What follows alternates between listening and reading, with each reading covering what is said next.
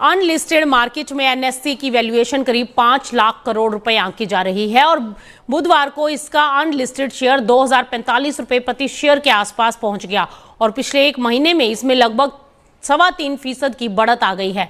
यहां निवेशकों को सावधान होकर यह समझना होगा कि अनलिस्टेड मार्केट का भाव और आईपीओ का प्राइस हमेशा एक जैसा नहीं होता। अनलिस्टेड मार्केट में लिक्विडिटी कम होती है, खरीदार विक्रेता सीमित होते हैं और भाव कई बार उम्मीदों के आधार पर चलता है। आईपीओ में जब कंपनी बड़े पैमाने पर पब्लिक निवेशकों के सामने आती है तब प्राइसिंग, डिमांड, ग्रे मार्केट, संस्थागत भागीदारी और बाजार की स्थिति ये सब मिलकर तस्वीर बदल देते हैं। एनएससी का बिजनेस मॉडल बेहद मजबूत माना जा रहा है। एक्सचेंज की कमाई trading volume, transaction charge, data services, technology services और क्लियरिंग से जुड़े इकोसिस्टम से होती है। भारत में डेरिवेटिव ट्रेडिंग का आकार बहुत बड़ा है और इसमें एनएससी की पकड़ बेहद मजबूत।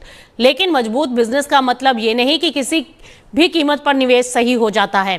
बाजार में अक्सर अच्छी कंपनियां महंगी वैल्यूएशन पर आती हैं और फिर लंबे समय तक निवेशकों को रिटर्न के लिए इंतजार करना पड़ता है।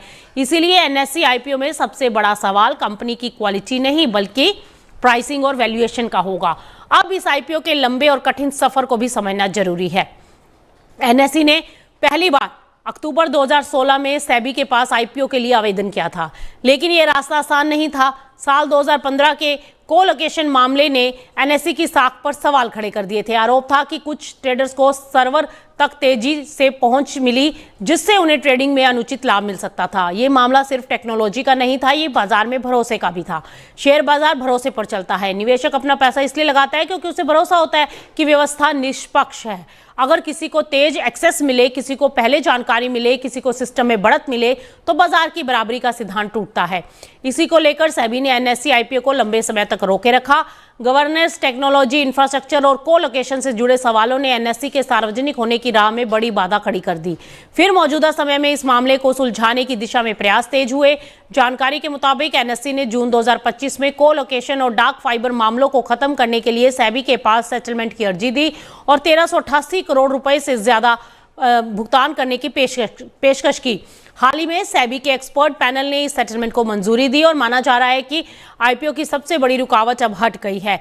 लेकिन यहाँ एक बड़ा सवाल फिर सामने आता है कि क्या सेटलमेंट के बाद भरोसा पूरी तरह लौट आता है? कानूनी और नियामकीय रूप से मामला सुलझ सकता है, लेकिन बाजार में संस्थाओं की गुडविल सिर्फ कागज से नहीं बनती। गुडविल बनती है लंबे समय की पारदर्शिता से, मजबूत गवर्नेंस से और निष्पक्ष व्यवस्था से। एनएससी के लिए आईपीओ सिर्फ पैसा जुटाने या शेयर लिस्ट करने का मौका नहीं है, ये अपनी संस्था की विश्वसनीयता को नए सिरे से जनता के सामने रखने का भी है।